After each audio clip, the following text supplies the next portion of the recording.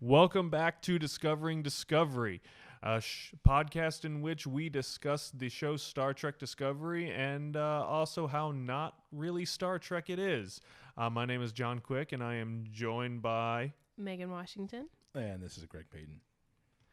And this week, we actually get to see the titular ship, which is, something that you wouldn't expect. It kind of really made the last, the two-part pilot seem fairly superfluous and kind of dumb. Was this the first episode where we see the Discovery? Yes. Yes, it is. All right. Well, this episode is called Context is for Kings. And I guess you really needed a lot of context for that. Ha, ha, ha. Ha, ha. Considering how we come into the brand painful. spanking new ship, yes. And as always, we're going to be discussing spoilers, so spoiler warnings ahead. You've been warned. And does anyone have any thoughts for the audience before they dive into this episode with us? If I remembered more about the episode, I would say so. Oh, we meet all of our fabulous new crew on this episode. Yes, we do. Never get into a mess hall fight. Never get into a mess hall fight. And apparently redheads snore.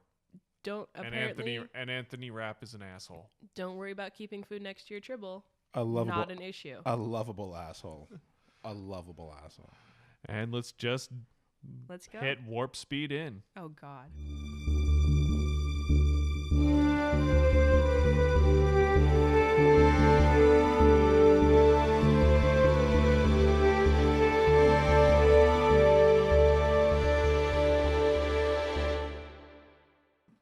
I'm not going first.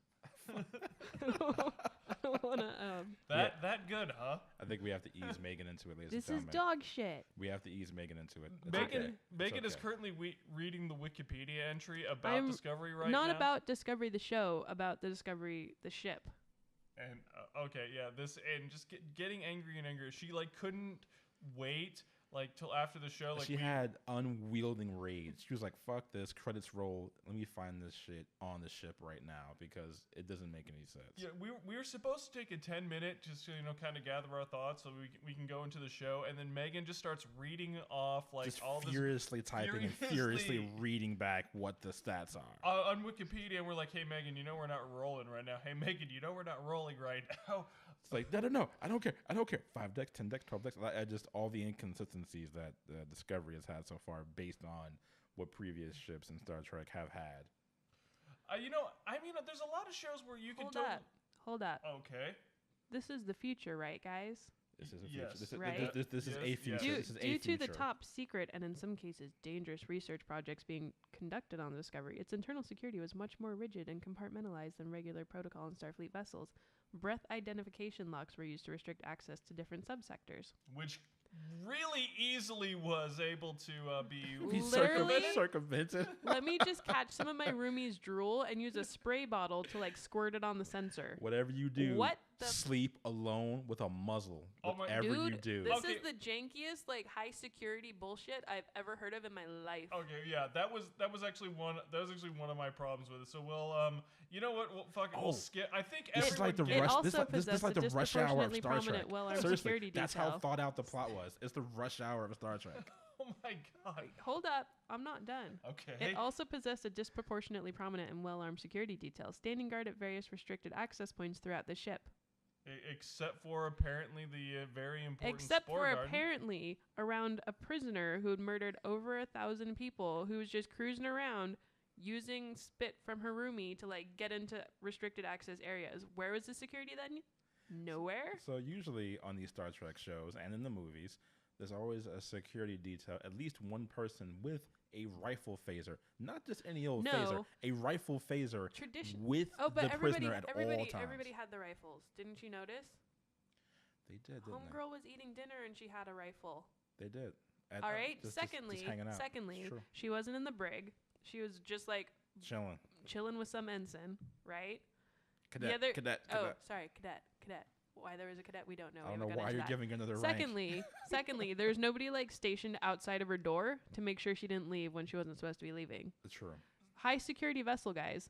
high security vessel. I think they meant high as like a weed high. I think we can skip past the what did everybody think of the episode. I think that has been well and established, at least for Megan's end. I haven't gotten to the episode yet. There's a complete lack of plot that we need to discuss. I will continue to say that again, all hands on deck. They just found the nearest Brinks truck, opened that fucker up, and said, "Star Trek, here's all the money you need to make this look dope." And they accomplished that. Clearly, they said this needs to look as great as possible. But now we're beginning to, kind of know why. But I think we know who to blame. Like currently, it's paused right now, and we're staring right at the executive story editors. Oh God! that couldn't have been. So here's the thing, placed. guys. Here's the thing. Regardless of what the writers wanted, there's always an executive somewhere going, "Well, yeah, but what if the guns were bigger?" True. You know what we haven't seen, guys? More violence. What? Gore on Star Trek. We're gonna have gore in Star gore. Trek. We need like Saw level gore. We need to see Grindhouse Which, level by gore. the way, wasn't actually explained. I mean, I know I was talking over the episode, but they didn't explain how everybody got goo piled. Oh no! I watched this episode beforehand, like in the comfort of my own laptop, and no, you just see gore and scary Right. shit. So two other things about why. that. Okay, one, the Oh. goo piles, unexplained goo piles. They have a random space monster. Which Mind you, goo piles of human. Just so you're Human clear, human goo piles. No, human and Oh, and Klingon goo questionable piles. Klingon goo Yeah, piles, right? Yeah. Except Well, for the one guy who was not a goo pile, but they didn't explain how the weird space monster turned people into goo piles. So Well, was it the monster that turned people into goo piles, or was it whatever was it they the were experiment experimenting that on? turned the goo piles? I can actually explain that, but I guess we'll just Where go did the right in. Klingons come from? There wasn't a They- Klingon ship. They didn't hang out to discover if there was a Klingon ship. There was no Klingon shuttle ship. Nobody even thought, hey, by the way, we saw some Klingons when we were checking out our sister ship. Maybe we should figure out where they came from. The Klingon was just there, being like, He was just there. "Shh, quiet. There's a monster in the ship." Which, by the way, can we go back to the fact that the Klingons are kind of a militaristic race, and he would not be the first to go? Quiet. But we haven't gotten to the overall vibe of the. Well, yeah. Well, that actually brings us. So we're gonna be splitting this episode into 3 different sections. We'll get to our first section called problems, and in problems, we'll just discuss the things. We'll discuss the things that were problematic with the episode, with the plot, the characters, the design, the ship. And if I know what I'm doing, which usually I don't, I'll Inconsistent probably edit engineering this to issues. be in front of literally all of the things we talked about. But there's more to it. We're just gonna kind of go down. Greg, you wanna start? What were your problematic points? Well, my problems with it. First, at the top of my list was just the whole Alice in Wonderland riff when Michael Burnham was crawling through the Jeffries tubes. It's not a Jeffries tube. The What- Jeffries tube is very specific. So what was that then? Nobody knows what that was. Well, fuck it. That's one as, of the as problems. Michael Burnham was crawling through some ship duct to get away from the monster, for some reason, someone thought it was a good idea. Maintenance tunnel. Yeah, Maintenance tunnel. Maintenance tunnel. So someone thought it was a good idea for her to recite Alice in Wonderland, and on the one hand, I get what they were trying to go for. They're trying to, surpass the genre of just kind of turning maybe this action scary moment on its ear by having Michael Burnham keeping calm and focused on her objective, which is to stay alive. But it just didn't seem at all necessary. It just seemed like, honestly, you could cut it out, no one would miss it, and that'd be that. It really seemed like a forced character trait to say, well, later on in the next scene, the cadet will They get were a trying book to from humanize Michael. the character. And Yeah. I'm gonna pause because I have so many issues with that little segment. Yeah. Like That- I that could go was- down a list. Yeah. And first of all, there's very little research done regarding this other ship. In theory, she doesn't know anything about this ship, about the layout of this ship, and yet she knows exactly where to go, which tunnel to have them meet her at, which, port to exit at, which one's exactly in the shuttle bay. She knows a lot about the layout of this ship, the layout and the design of the ship. I think she said it's like one Starfleet vessel is just the same as any other. Also not true. They don't have uniform vessels. So what, Okay, if you'll notice, you would see maybe a couple ships that are identical to each other. Like, maybe. Okay, and this is supposed to be the sister ship to the Discovery. They don't look anything alike, so they obviously don't have the same, like, layout. So that's one kind of issue with it. The other issue is that one of the other issues is that in this circumstance, she's functioning as kind of a decoy so everybody else can get away, right? Yep. From this, like, monster. Yep. So she crawls up into the maintenance tunnel, she's cruising along, and she starts reciting Alice in Wonderland, which would be an interesting concept if something happened, say, they're trying to navigate their way through the ship, and they got to a door they couldn't surpass or something, and then she popped into a maintenance tunnel, and then she was trying to find a way out. And then she was, like, quoting some Alice in Wonderland while she was trying to find a way out of the maintenance tunnel, and then fell through the other side into Wonderland, and that's when they finally saw that everything on the ship was messed up, because maybe in the shuttle bay everything looked fine. Yeah. Right? Yeah, yeah. That would have been a far better way for her to introduce something like that, as opposed to when she's trying to rapidly crawl away from a monster and trying to breathe properly so that she can deliver a large chunk of dialogue clearly and, like, while fleeing. Like, that made no sense. So I mean, so you didn't find the nuance in the character at all? No. Light and different and special? No. They're trying to retcon and make the character likable, but they've already had her murder well over 1,000 people, take over a ship, commit mutiny. She did not murder 1,000 people. That were the Klingons. They would have done that anyway. It would have happened. I call bullshit, but it was gonna happen. It was gonna happen. You saw how tyrannical that. We'll agree to disagree. That man was literally running a cult. He was gonna flamethrow Starfleet regardless of what Michael did. I had major problems with that moment. Actually, that's in. I could go into more of that just because all of that scene said to me was like, oh, the writer's jerking off really hard at this point. It was the most pretentious thing I'd ever heard before in my life. If there had been even a little bit of setup, they try to pay it off later when she, like, busts out, like, the Alice in Wonderland book and says, oh yeah, my foster mother and used to read it to me and my foster brother or some crap like that when we were younger. It's like, no, you don't say this after the fact to, like, justify it. That's something that you set up. You don't just have a character reading, like, suddenly reciting something from something else just to make your scene. I don't even know what the like. Well, obviously they're devoid of linear storytelling. They're jumping logic all over the place. But there's also the fact that, like, if you're looking at the show overall, they do have a lot of really weird inconsistencies. Like, there's a lot of things that popped up that are, you know, like pop culture references and what have you. That's not something that should really be present. I mean, they're a couple hundred years removed from any of these references. They, like, Earth has been through a third world war, so most of this stuff is destroyed. But yet, let's make sure that we remain nostalgic. They're nostalgic, but everybody knows what everybody else is talking about. Like, there's no confusion. There's just kind of like a general knowledge of certain things. Like, I mean, we have a general knowledge of Alice in Wonderland because it's part of, like, what we grew up with. Those people wouldn't have grown up with. It's the lexicon of humanity, more or less. Like, that's the kind of shit you put in a care package to send to aliens. Like, what are you humans about? Well, we wrote culture with Alice in Wonderland and shit like that. And, but it's not.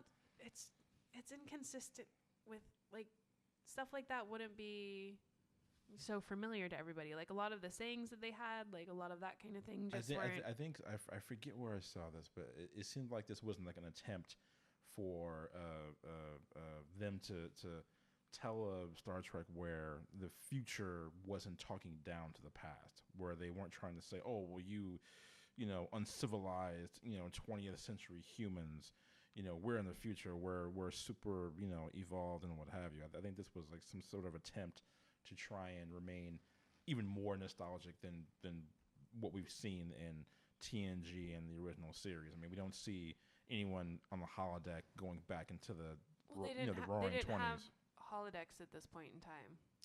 True. What did they have back then?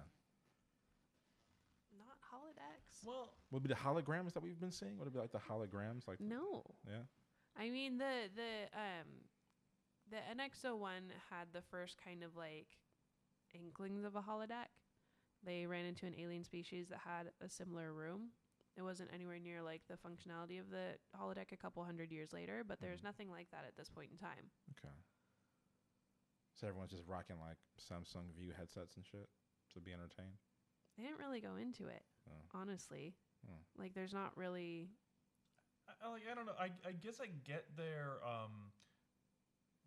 drive, like to do what you're talking about, Greg. But I mean, let's face it. Would you or would you not talk down to 1917 if you had the choice? Oh fuck yeah! Are you kidding me?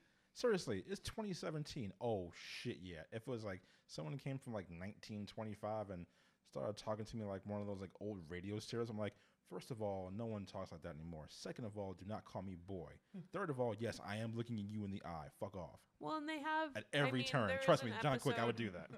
There's been a couple of episodes where they've introduced people who are from the past. Okay, so there was Space Seed in the original series where Khan initially shows up. Okay, they brought him and his crew out of hibernation onto the Enterprise. That's right. So they were dealing with them as a completely different being from a completely different era and introducing them to, technology. And then the Next Generation did a similar episode where they found They did a few of those episodes. They did a couple. Yeah. The main one that I can think of is they found a ship kind of drifting, and it was a group of people who had all had like terminal illnesses of some kind whose family members had frozen them, and then they launched out into space, and then they found them. And they were supposed to have been woken up like years and years ago, but it was essentially they were frozen until a point in history where they were able to find, a cure to the diseases. So they reintroduced all these people who are from, an era long since past. And so they did kind of go through and like a lot of the things that, they had no idea about, a lot of people that the crew had no idea about. And so they just they did address stuff like that. They also addressed that with Scotty as well. Like, Scotty was very much a man outside of his own time. Well, yeah, because Scotty, when they brought him back in the Next Generation, he'd been on a shuttlecraft for a long time. So he'd actually, stored himself inside the transporter. He, set it on, a loop so that he was kind of stuck in there for a long period of time. So that's how they brought him back. Yeah. But it's not so much... I mean, they do have more respect for, the older... cultures and stuff there. But what's weird here is the fact that there's just so many things that are older that everybody's familiar with.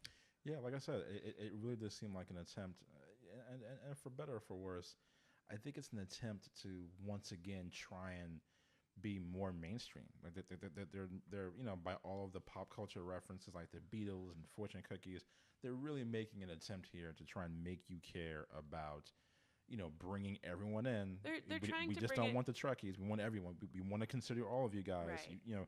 It's not just about these guys over here in the corner of the Trekkies. It's about all of us. We want you all to enjoy this. And there's a way you can do that without completely disrespecting everybody. But on that note, I guess my number one problem was just how much every single person on this ship was a colossal dick. Well, and I mean, there's the one character... Even the cadet who has no right to be. That one, I mean, I did snag with that, definitely, but there's one character that kind of, explained a part of that, so it's not the worst thing in this episode for me. Mm. To him, he was, obviously they're all scientists. This is supposed to be a scientific vessel. Mm-hmm. And the last 6 months, the world's been turned upside down, and suddenly they're doing, military research. Okay, so you're referring to Anthony Rapp's character. Right. So if we're going to set our brains aside here and just kind of accept this episode, this canon for what it is, you take a look at it and you have all these scientists who are out here to explore the universe and discover things, and suddenly they're doing military research. That's obviously not what they signed up for. No. They've lived their entire lives in the theoretically, if we're going with this having any kind of bearing on the old canon, they've grown up with this idealism of what the world's supposed to be, what Starfleet is, what they're going to be doing once they get to Starfleet. They get on this brand new ship because they explicitly said that this is a brand new ship that they put together. Mm-hmm. They get on this great new ship. It's going to be a great new opportunity to go out and explore the galaxy and to do research. And all of a sudden, this is what they're doing. The fact that everybody's kind of pissy, I can kind of understand that. Because they just got thrust into the world's stupidest war, and now they're doing weapons research. Yeah. Yep. No, it's. I mean, as far as just to move on to my list. I mean, beyond that, it just. What did I say? Just the inconsistencies of the scanning, the fact that we're not quite sure what their scanners can and can't do in terms of. There's a lot of inconsistencies with the technology. It's and just from a story point of view, in episode 3, it seems like the arc is to really misdirect Michael and to get her in this dangerous situation to show what she can do and show if she would sacrifice herself or sacrifice the people that she was with. And then we have this monster that comes up on this ghost ship now because everyone's dead. But then, oh yeah, I love how they're just like, hey guys, I mean I know it's the third episode, but you want to rip off Alien?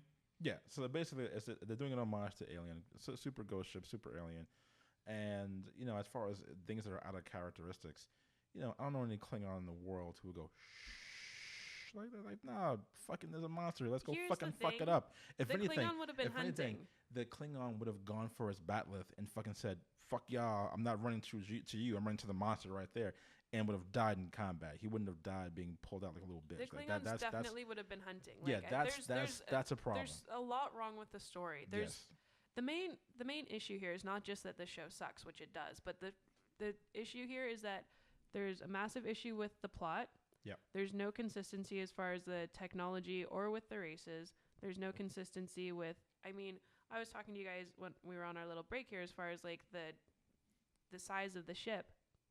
There's no consistency with the actual size of the ship. They just kind of said screw and did whatever. The shuttle bay looks like it should be about 3 decks high. When you're inside, it looks like it should be about 5 decks high. And then one of the throwaway lines establishes that the shuttle bay is in fact 10 plus decks high. So there's literally no consistency even with the size of anything in this show. So you're saying that the size of this ship and those elements are made around to serve the plot? No, so like nothing in the show actually makes sense. Nothing strings together. They're just kind of doing whatever they want. And in terms of storytelling, there's nothing wraps together. Like they're on this ship. They go to see their sister ship because their experiment went wrong. Right? So they take a shuttle from their ship, or we haven't established what they're taking because they were in a warp drive. So it's up in the air what they were taking from their ship to this other ship. Why they're even taking a shuttle from their ship to the other ship when they were close enough to the other ship to be able to blow it up with some photon torpedoes in the end is another inconsistency. So why they didn't just transport them aboard the ship is another question that we have. They go to this ship. There's all sorts of weird stuff done to the crew. Like they're all kind of, their bodies are kind of morphed in weird ways. There's no explanation for that. Nobody looks into why that happened. It's just Star Trek, generally speaking, has really tight storylines. Extremely tight storytelling. I was just going to say, to that point, normally what they would introduce, and this is not to say that, it's overall, traditionally but they would two, introduce a misdirect. They would a misdirect of here was the mission behind the ship to get information to scan, because even in the episode, Michael Burnham or anyone on the away team, they never actually mentioned how their mission to get information on the ship failed. No one ever mentions that the entire thing failed, which is what essentially they did until we have that big reveal that they took the monster back with them without Michael Burnham knowing. Now, so we have I'm just no saying idea for the why audience, they went there. Yeah, for the audience, that would normally be a misdirect that you would give to the audience to say, okay, well, they scanned this and they were about to find this, and so all we were able to get before we were rushed by this monster was this data. That would be a misdirect for the audience for them to assume, oh, well, that's all they got. But they didn't even give us that. They just said, well, they fucked that up and just got out with their lives. Yeah, like it was lazy. We don't know if they scanned the ship or not. Like, that's another consistency. There's a line earlier on where they said, oh, like something happened to our sister ship, everyone is dead. So you're like, okay, so they scanned the ship, everyone is dead. They show up, they didn't scan the ship again for life forms. Well, okay, they missed the Klingon. They missed the Klingon entirely. Like, the idea with the concept of what they would have done with the plot is to show up, scan it for life forms, been like, oh, no, there actually are life forms, somebody is alive. Then they would have sent the away team to not only see what happened, but to see who the survivors were. Then they would have shown up. They would have found out that the survivor was just the Klingon. And that could have been. There's so many ways. The thing that bothers me the most is that in a script. I would not be surprised if that was in a version of the script and they cut it out. There's so many ways that you could explain these plots to make them, at least from a storytelling standpoint, be so much stronger, and they don't do any of them. And it makes me really wonder, like, what's going on, that the storytelling is so, like, not just weak, but just so badly done, generally speaking. Well, I was trying to wonder about that. So, like, they say that the crew of the ship is basically human goo piles, which you can guess is from this, as you find out at the end of this episode, that they're experimenting with a spore drive, which basically is like teleportation, but for a ship using spores. Right. But again, there's so many inconsistencies with that because all of the two things. Okay. So half of the crew is just these weird piles of goo. Then you come across some like random Klingons who are not piles of goo, but who are dead. Which I think they explained in the episode that the Klingons must have discovered the ship, then transported on, and then they were fucked up by the giant monster thing.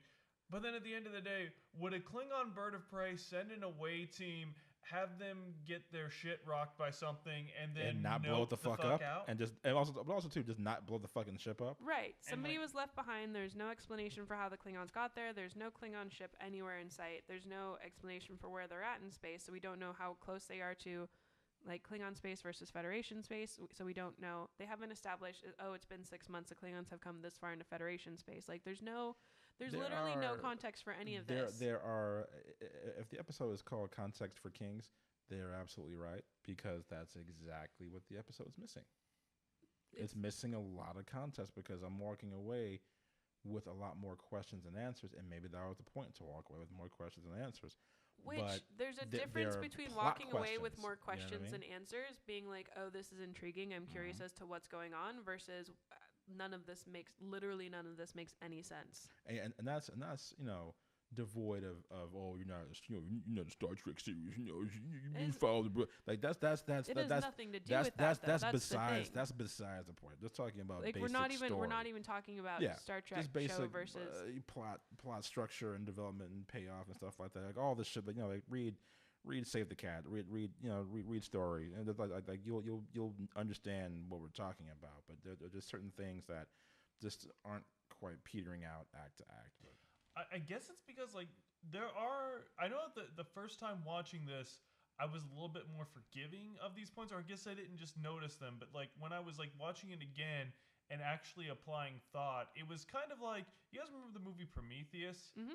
Which I like. Prometheus I like to call, it was a 5-step movie, as in like you liked it, but as soon as you took 5 steps outside of the theater, with each progressing step, you're like, wait, that didn't make sense. I thought you were referring to like 5 steps to recover. I thought you were talking about like that the movie loss, didn't the make anger, sense. I the could bargaining. go on a whole tangent about why that movie didn't make sense from the get-go, but we're not here to talk about Prometheus. That was an Alien prequel, right? Wasn't that like an attempt to like bring back the franchise? It was an attempt to explain the space jockey.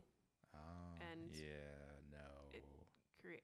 created more questions and answers, but you're a little bit more forgiving because the story at least was remotely like they killed our space Jesus, so we made the alien. No, I mean the story there was at least a follow through with the story. Okay, there was points A to B, like you saw tie throughs to everything, like stuff, as much as it was bullshit, still made sense in theory. Yeah. You don't have that here. Yeah, I kind of checked out when I didn't see Sigourney Weaver. I was like, I'm sorry, she's a franchise for me. So that's just me. Anyway. Well, I know I brought this up, so that's all my fault. But we could go on. We could go on. Quick. But getting back on topic, fucking Prometheus. Who here thought that Cadet Tilly was supposed to be enduringly befuddled, but just came off as annoying? Was I the only one? I was too busy trying to figure out why she was on the ship. On such a high-grade ship. Not just on a high-grade ship. Like, once again, we could bring back the story to kind of beat this over the head. This ship was launched after the war began. Like right in the heat of the beginning of the war. Okay, so if you're sending this ship out to the front lines off to do all this stuff, you're not going to have a cadet on it. You're not going to have any of those, like... Well, they're not trained. They're not seasoned. Yeah, you're not going to have anybody like that on this ship. So it's not the fact that there's no combat experience, because nobody has combat experience. True, but in terms of just considering the conflicts they've had in the past, you would send an officer. You would not send a cadet. That's just like any police officer. A police officer isn't sent out to find conflict. There to keep the peace, but they still have training and self-defense and combat training. Well, yeah, and there are gonna be more junior personnel, of course. Yeah. Because especially if they're sending out all of their science vessels to the front lines or whatever, there's just gonna be more junior personnel. Not everybody on there is gonna be a high-ranking officer. Right. But that being said, like, not a cadet though. Not a cadet. It wouldn't be a cadet. No, not a cadet. That makes little to no sense. The cadets would be maybe the training would be hyperactively sped again, up for the war. Again, this could be something that could easily be explained by better storytelling. Like, say, this is a science vessel, therefore, like, we launched before the war, like, we've launched with, and we had no time to get to a space station. Say we had students, right? Yeah. They launched with students. Yep. This is a faster turnaround. It's like, oh, we haven't had a chance to go back to anywhere where you can drop these people off. That's not been a priority, so they're just going with us. Like, better storytelling could have explained this away, especially if she wasn't the only cadet there. Also too, if they found out a way, like if you would follow that thread, and if the war had broken out in such a way that every ship that was in space that was a science ship automatically, at the drop of a hat, is now you're a military vessel. You're now under this command, and all of a sudden all the rules that you were following have now changed. That would have made a lot more sense to say all the procedures and protocol you would have had, there's no time to get you back to a space station.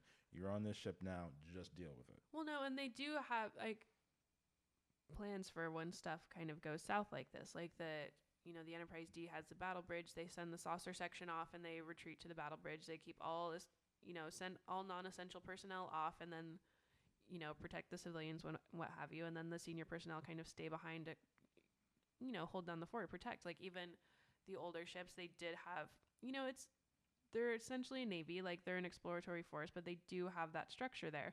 So everybody would, in theory, have the training to deal with these situations. It's not, the structure is there to make this story work, and they're not utilizing it.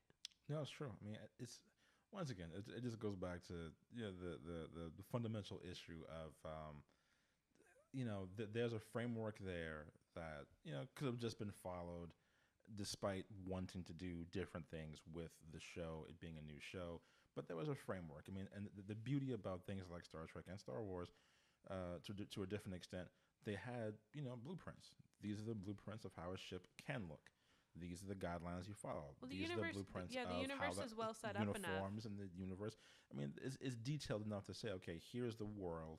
Here's what you can fuck with, and have some fun. It's detailed enough that they could have slipped this in there very easily and done the story that they wanted to do very easily with respect to the rest of the world, and they could have made it fit in, and they could have made it work. At least it looked good. I mean, I'll give it that. At least it looked good. You know what though? I mean, if we're going through people's problems and we're just getting to my problems. Yep, go for it. That's one of the other things that I don't like about this. Like, you guys say that it looks good. I don't think it looks that good. No. Like, the holograms look funny. Like, they look odd. Okay.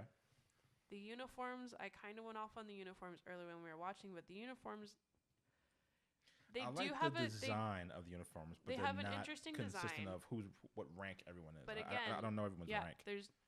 You have no way of knowing what rank anybody is, which on a vessel like this, you need to it's kind of important. It's a little important. It's important. Yeah. Like, that's how everything kind of functions, is you need to know, like, who's in charge of whom.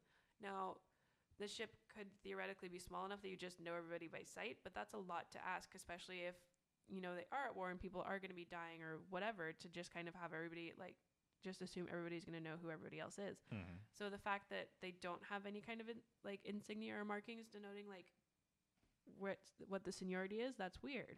And that goes back to what I was mentioning before, is that maybe that has something a little to do with the fact that where the copyright lies. No, and I mean that. I don't know. You could say that, but they don't own the copyright on, like, on ranking. Like, True. there's so many ways that they could have done that. A different way of, like, without using the epaulets. There's so many different ways that they could have done that. I always think they were called pips. It could have been. It could be pips. I'm not 100%. I think. Well, I don't know. I know that Cisco called them pips. All right, Cisco we'll call them pips. We'll go with pips. There's so many ways they could have done that without the pips. In the previous shows, they were all horizontal. In this show, they could have made them all vertical. They could have gone vertically up the uniforms.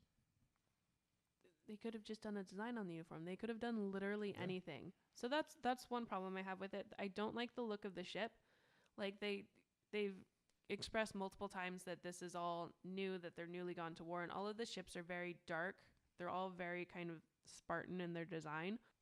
None of that's really consistent. Like, if they'd been at war for, like, a long period of time, and these were ships that had been started to be built after they'd been at war for a long period of time, then you could understand that the ship was a little bit more Spartan, that it didn't have as many of the, like, creature comforts, the flourishes. But that's not the case here. The ship just looks ugly. Like, it's not a good looking ship. They don't explain. It's got the globe in the center, and it's got the gap around the saucer section, which you could explain away with, oh, this is an experimental ship used and where they wanted to use the spore drive on it. So the ship was designed for that, but the ship hasn't been designed for that. Like, it's got the nacelles, it's got all the standard gear, so it's not been designed as like a different engine. Right. Like, it wasn't built with that engine in mind. Right. I mean, even Voyager had that new design where they had the organic warp drive. Even they had the design where the nacelles, like, they bend upward when they're about to take off into warp. I mean, even they had that. Yeah, but the ship was designed, like, there's nothing about how this ship is designed to go with that. And there's a lot of other, there's so many inconsistencies with the technology and the build of the ship, and just like little things like that. If it's, I mean, not even considering the fact that this is a Star Trek show, there's so many issues with it. But see, my question this, I'm curious to know, would we have the same problems if instead of the redonkulous time period that it currently takes place in, would this have been better if the show took place, say, after Voyager? You know, in all honesty, like, I think it would, because if it took place after Voyager and after DS9, when there would be an era of a more militarized Starfleet, and like you're coming off of stuff like the Dominion War, not to and mention the Borg incursion, that it would, all of this would be a lot more understandable. That we were a utopia. Some dark stuff happened. Our society has begun to change, but we're in like almost the golden era right now, or even the beginning before, of it. We're literally at the cusp of what will be the golden era, and so many of these things, I feel like if you were to move, they picked the wrong place to put it. Yeah, if you move Discovery after Voyager, you're literally looking at a Starfleet that just learned that the Borg has a major hard-on for domination. This one ship survived. They have a whole bunch of weapons and tools. They discovered new species that they have to militarize for, and we have to change the philosophy of Starfleet to not alter, but to include being more militaristic. Then I feel like things like Section 31 would be more sound. They would have more weight to it. Well, I mean, they could almost set it 100 years after the Dominion War, and then it could be that would make sense. It's like, we haven't seen the Klingons in forever because the Klingon Empire was fucked after the Dominion War. It would also explain why they look so fucking different. Yeah. Yeah, like, and in that 100 years, there could have been this 100 years of Starfleet militarism that just fucking pissed everyone off. Not unlike certain United that's States. not what they set up. They set up the fact that the Klingons were pissed off because the Federation was far too peaceful. Which they makes literally no have gone back on themselves so many times that none of this makes sense, and that's the problem. I'm going to attack the fucking Starfleet, the Federation, because you're too peaceful. Because really? you got too much chill, bro. No, because it's like getting into a fight with the weed man. You don't get into a fight with your weed man. What's wrong with you? The Klingons would never have attacked because the Klingons relish battle. It wouldn't have been a good battle. Obviously, in the first episode, they show up and they destroy everybody. They would have been like, oh, and gone to find somebody better to fight. There's so many inconsistencies here. There's so much that doesn't work. Their attempts to try and see, it's frustrating because obviously she's a human who was raised as a Vulcan. That's a completely different issue that we're going to have to deal with here. That particular thing does bring up some issues because the fact that her personality would be nothing like it is. Yeah, if that were the case, her personality would be nothing like it is. I think it's human emotions aside.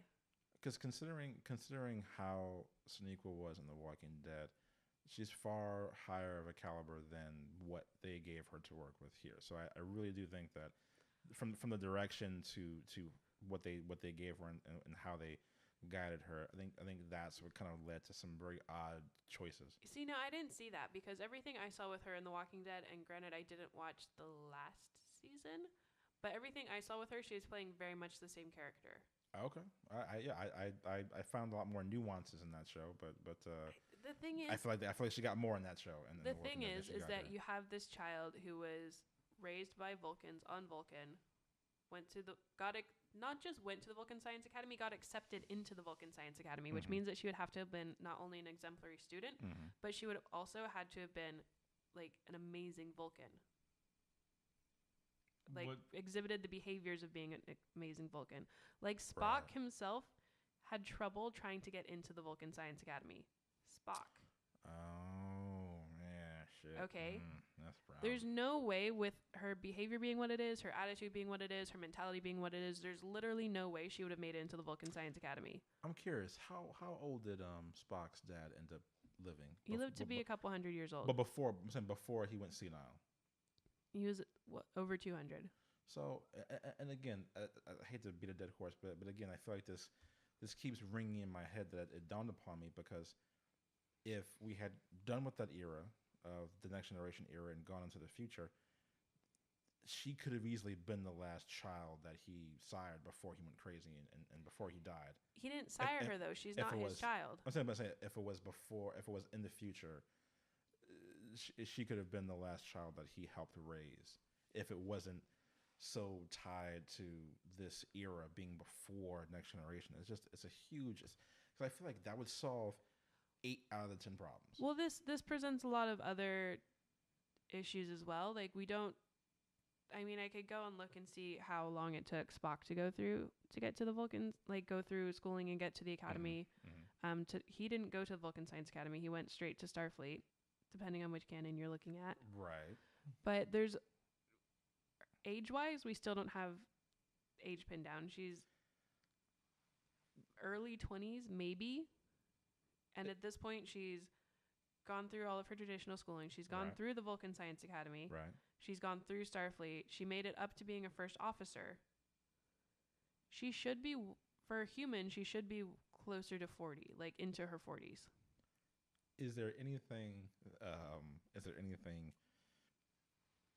good that we can say about what we've seen thus far? Are we on to the things that we liked about this? Unless Quick has more caveats. I was gonna say we can go into the kill it with fire portion, but I think we kind of ran through that. I have more. Okay, let's go to kill it with fire. There is an issue with a certain fortune cookie. Continue. So, to be clear, we all like fortune cookies here. Nothing against the fortune cookie. Who doesn't love a good fortune cookie? I have a couple of issues with the fortune cookies. One, 100 years ago, this was my family's business. Is there a backstory here that we're curious about, like why his family was making fortune cookies? I have questions. I have questions why there was fortune cookies 100 years ago during the Third World War. I have a lot of questions there. You're saying there wouldn't be Chinese food? I'm saying that the entire Earth was a nuclear wasteland.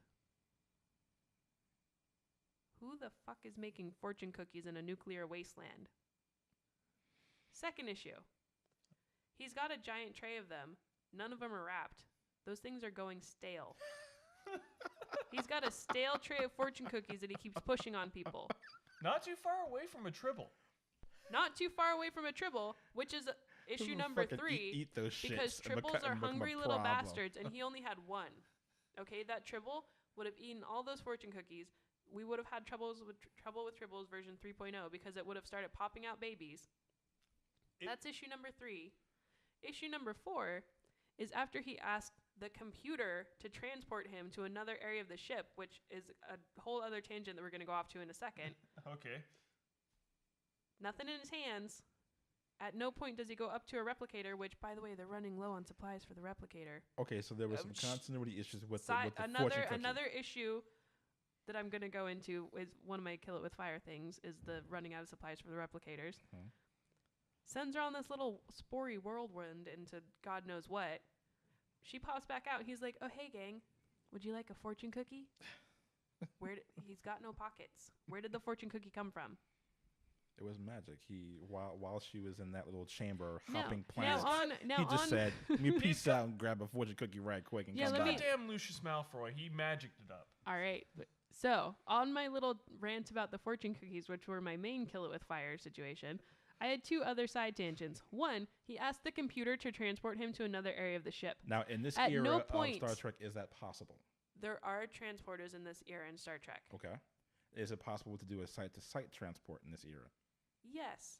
But you know what has been consistent through literally all of Star Trek? A person has to run the transporter. You're saying they got to call ops. You're saying a human being has to run a site-to-site transport, even on the ship. Any transport, a person has to do it. And it was done in this episode by the AI. The computer did it. On top of that, computer didn't say anything. The computer has always spoken. It kind of just made a noise. It kind of just made like a mnemonic. The computer has always spoken. Like a mnemonic. Well, yeah, the voice was Majel Barrett did the voice. Yeah, Majel Barrett. Is it Majel or Majel? I always said Majel Barrett. Majel? Mm-hmm. Okay. Well, actually, do you guys notice they haven't used used a computer for anything? No, the transporter sound effect is not the traditional transporter sound effect. No, it's not. You know why? Because there's no people running the transporter. It's just an instantaneous thing. There's no calibration. There's no art to it. It's always been a thing that there's been an art to the transport. I think in the first episode when Michael Burnham and Sandro, not Sandro, that's a ship, but when her first captain are beamed up from that desert planet. Giorgio, yeah. Mm-hmm. When they're beamed up from the desert planet onto the first ship, the Sandro, it sounds similar to the first beaming up effect, but after that, they just kind of, vacuum that out into space with everything else. And third, yes, we're running out of supplies for the replicator.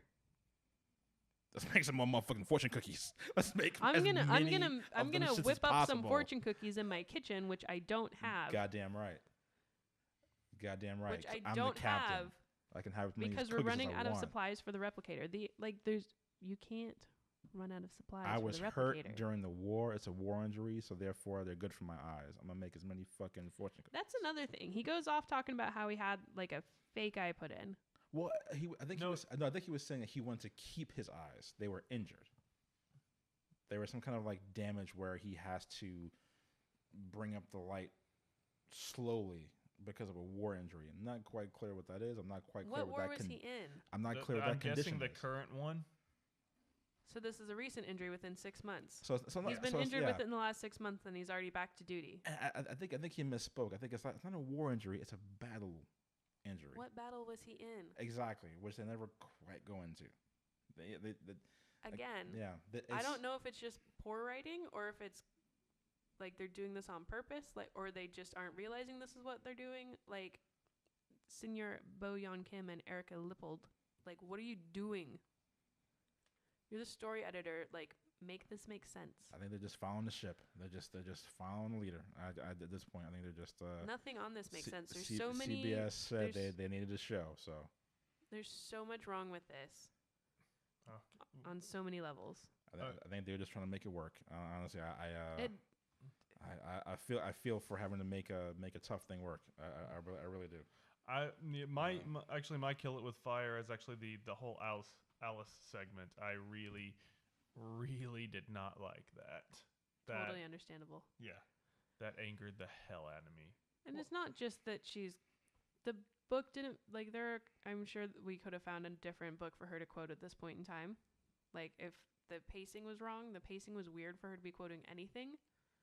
It's more, once again, this is more plot driven, less character driven. Maybe like thinking about it, maybe it was almost an apology. Like, it was like the writers and the creators of the show were letting us know that, okay, guys, this is not actually Star Trek. We're in Wonderland where nothing makes any fucking sense. We celebrate on birthdays. A raven is a writing desk, and the queen really likes red roses instead of white. Yeah, but if you read Alice in Wonderland, like, they're going based off the actual book. If you read Alice in Wonderland not making any sense actually makes a lot of sense when you're, like, in the book. Like, Alice is able to figure out how to navigate Wonderland because of the way it doesn't make sense. So, by that logic, it almost sounds like you're positing the notion that this is yet another parallel universe. I mean, I would posit that it is, but they've flat out stated that it's not. Yeah, I'm gonna have to take what I'm seeing in the episode versus press releases, because this is straight up screaming alternate universe. Like, we're not gonna get into the alternate universe because they alternate universe at the wrong spot. Okay, if you want to go into the alternate universe, Kirk should have been back in Iowa being born. He was not on a spaceship. Okay, the alternate universe starts in the wrong spot. We could go into that. But that's an inconsistency that we're looking past because there's actual effort put into the rest of the story. But once again, I feel like I'm having like a very head table moment of the fact that why are we still in the era of making Star Treks where we want to see things before we had better CGI, before we had better sound effects and special effects, before we had better models and ship making. I never quite understood the fascination of going back to that era when it was already done the right way with the original Kirk, with the original cast. The reason they retconned with the other one was that it's the iconic crew. Okay, this is, again, it's an appeal across generations. Right. Like, Captain Kirk is the captain. Right. Like, if you're rebooting from the beginning. It's the first series. It's the beginning. It makes sense. Okay. Like, once again, like, those movies, you can tell that there's a certain element of love for the actual property. There's a, like, true. People working on it loves. There's yes. so much there Most that's definitely. actually, like, yeah, there's a lot of issues with it. And what they changed there, they changed with love, with a thoughtfulness behind it. They didn't always succeed, but yeah. No, but they tried. But there's enough of it there that it works, and you can look past certain other things. But with this, it's not even remotely an attempt. Yeah. An attempt. Like, and if we were alternate universing, again, I can think of so many different places, and I can think of so many different ways that they could have done it. Different times. I mean, different eras, different, like, happenings. I can think of literally 100 off the top of my head where they could have put this in and, like, split this off. Yeah. Like, Voyager, again, they wanted to go off and do their own thing. They didn't want to be beholden to the rest of the universe. So they're like, you know what we're going to do? We're going to kick them out in the Delta Quadrant. Yeah. There's no precedent for this. Nobody's been out in the Delta Quadrant before. It's the edges of space. We're going to go out there. We're going to fuck around. We're going to do our own thing. And nobody's going to be able to be like, oh, well, you can't do that. I mean, that's not what that was like. It was because virtually they're off in the Delta. They're out in the middle of nowhere. And even though they were even though they were trying to avoid being space pirates in Voyager, they still forced themselves to go back to the prime directive and the prime philosophies of Starfleet. They never strayed too far away from what made them Starfleet. They found a way to go off and tell their own story, not be so tied to the laws of the world while still being tied to the laws of the world. There are ways to do this, and again, that's one of the things that bothers me is there's so many ways that they could have done this that they just chose not to. Yeah. If we're going to talk about stuff that we like, there was one console that had some very retro buttons on it that was very much like a tie back to the original series, and I thought that was kind of snazzy. I mean, we can move on to our begrudgingly got it right section. Just the one console, though. Greg, do you have anything that you want to kill with fire? No, I've already gone over my kill with fire. I think the things they got right, I'll still hold firm of the fact that there are obviously an army of people on the crew and in post who gave their 100% to this production. I mean, everything from the shots that were chosen, the direction, the post work, the sound design, the effects, all of that, regardless of just the choosing of how they were characterized, in my book still looks really good. It just doesn't look like Star Trek. You know what I mean? Like as far as production value goes. Oh, no, they had the money to hire people who are qualified at doing what they're doing. Like, I got to see the uniforms on display over the summer, and the uniforms themselves are very, like, the artistry there is very much on point. They're very, very good looking. I do appreciate they definitely got the right craftspeople who are at the top of their game. They didn't just get some schmuck off the street and pay him a budget scale to do I mean, this. we're not dealing with like cardboard stands, which, to be fair, Star Trek has done a lot more with cardboard stands than we're doing here, but they do have a very high level of, like, the production value is very high. Whether or not they're doing good things with that production value is yet to be seen, but, like, it's glossy. Like, the uniforms look good, the sets look solid. You see where the money went. Now, in terms of was it the right place to where it went, that's a whole other question. Well, it didn't go to the store department. That much we know. It did not go to the store. And again, there's a lot of people leaving the show. Like, a lot of writers specifically came on the show under the impression that they were doing one thing, found out that's not what they were doing, and left. So there's a lot of personnel jumping around at this point. You know, the first few episodes, first however many episodes, they brought on a lot of people, they lost a lot of people. So what we're seeing could be the result of so many people coming in and out of the project. Like they lost, you know, the showrunners left. They went through a couple different showrunners. The production of this is kind of storied with how much of an issue they had getting people to stick around, you know, dealing with what they're dealing with. So what we're seeing with how messy it is could be a direct result of that, because there was no kind of consistent like force working on it. There wasn't a set kind of, you know, writers team. There wasn't set producers. Like, and do you think that was just some sort of challenge to make it different from every previous Star Trek that came before, to avoid that whole, because they could have easily made this here's the thing, the same episodic format while building in an arc, but they chose to not do that. I think a lot of it has to do with the creative side versus the production team versus the network. Like Seth MacFarlane said that he like approached it and was like really interested in doing it, and then he found out what they were doing and he ran as far away from it as he could.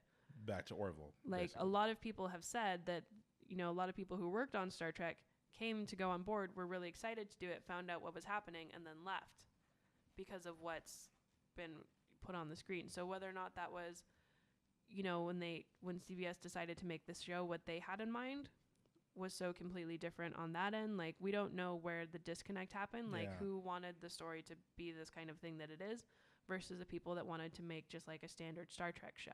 Yeah, which I think is a competition. Because a lot of people jump ship on this. I think it's the competition with all the other streaming services. I mean, you got the Netflix, you got the Hulu, you got the Amazon, you have YouTube Red. I mean, you have all these different streamers who are causing competition. I almost feel like that it was a knee-jerk reaction to say, this cannot be, you know, the Star Trek you're used to, otherwise no one will watch, which I think is actually the opposite thinking. It was like, no. In these days and times, you actually do need a Star Trek of what you're used to, because that is the one thing for all generations that has been consistent. Yeah, it's what's needed. And like the other thing too is that this has kind of come out in this weird sort of dark universe time where everybody's wanting to make these kind of really dark spins on everything. So they're wanting to do a really dark spin on Star Trek, but it doesn't work because, like, I mean, take Batman, right? Like, Batman always had this kind of comedic essence to it. There's a lot of dark things in Batman, but there's always a levity to it. But there was so much dark there that it very kind of naturally went to that place when they're rebooting it. Like with Star Trek, there is that darkness there, but not to the degree where you can reboot like a dark universe Star Trek, which is kind of what they've done. It doesn't make sense.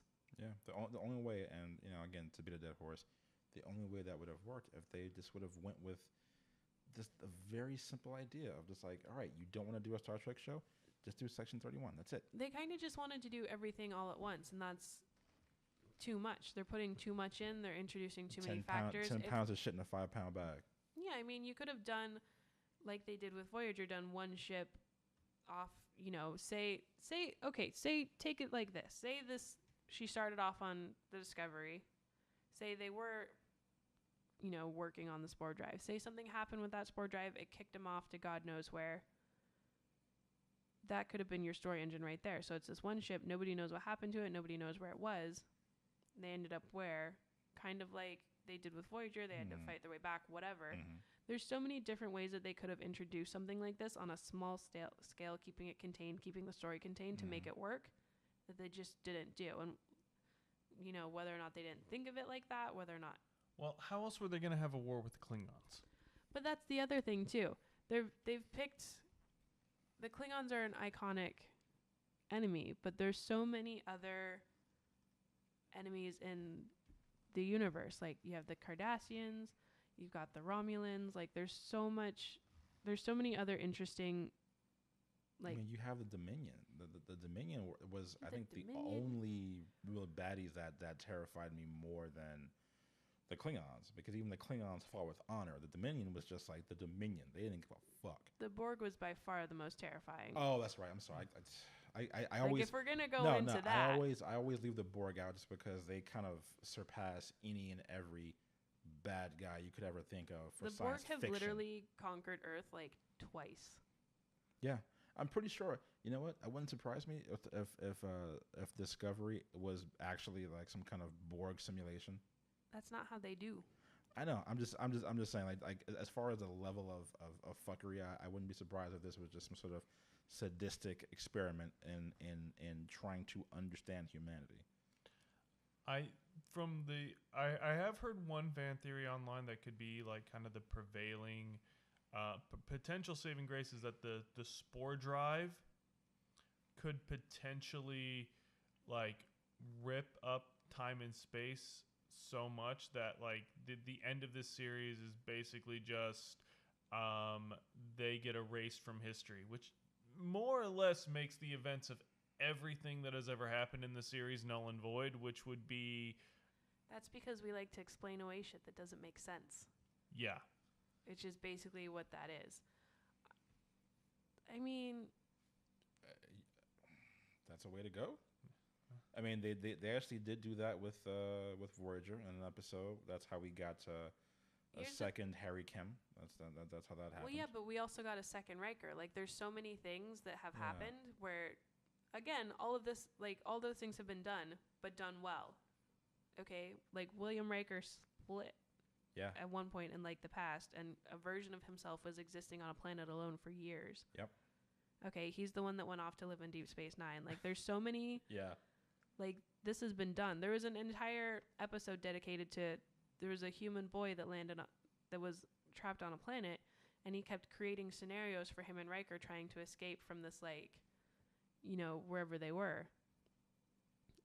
It's escaping me right now, but there's just been so many like situations where it's like, oh, here's a person, like, let's mess with their mind a little bit, put them in a different scenario where they think they're in one thing and they're in another thing. The problem with that is it's smart storytelling. It's clever storytelling. There's at no point in this could we say, oh, she hit her head. The first planet she was on, let's say the first planet she was on when the monster looked at her, let's say that monster was like, nah, bitch, and like mind waymed her then, and she's literally been on that planet the entire time. Because we could write that in. That would make sense. Say they thought it was this primitive species. It wasn't actually a primitive species. It was a super advanced. It was a super advanced species, and she's deep within the surface of the planet somewhere, living this all out in her mind. Now, see, that's a great idea right there too. That's some weird ass shit. That's some weird ass shit. But honestly, it's happened. Yeah. It's trippy as fuck. Okay, that in the Star Trek universe is something that has happened. Maybe not to that scale.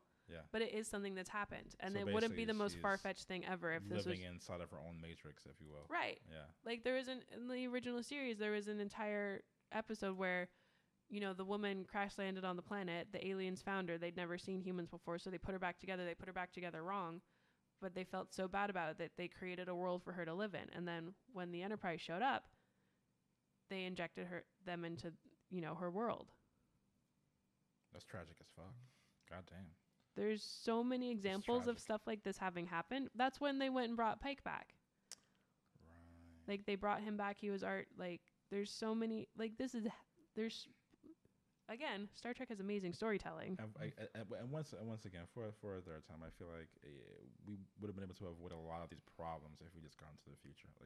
It doesn't even have to have been the future. That's the problem. If we would have had solid storytelling, we could have made this work somewhere. True.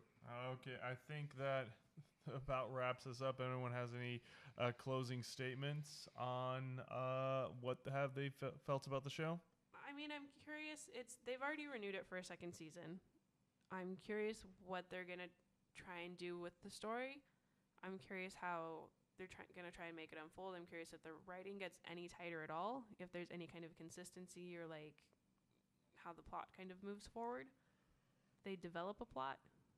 I have a lot of things that I'm curious about. Not so much just because so much has been put into the show, so much is riding on the show. Their entire CBS All Access platform is riding on the back of this show, and I'm curious how they're gonna pull that off. They seem to be doing just fine on that end. I don't know how. Well, I know how and why. This is a Star Trek show appealing to non-Star Trek people somehow, some way, and I think a bunch of Star Trek fans are hate watching it. That's probably most of it. Greg's deep in thought. Very It's deep just, in thought. it's just for all these things, you have to understand that these shows they don't exist in a vacuum. They're not just done up by these writers. There are literally 100+ people who put these things together, and I always feel really wretchedly bad when it just doesn't work.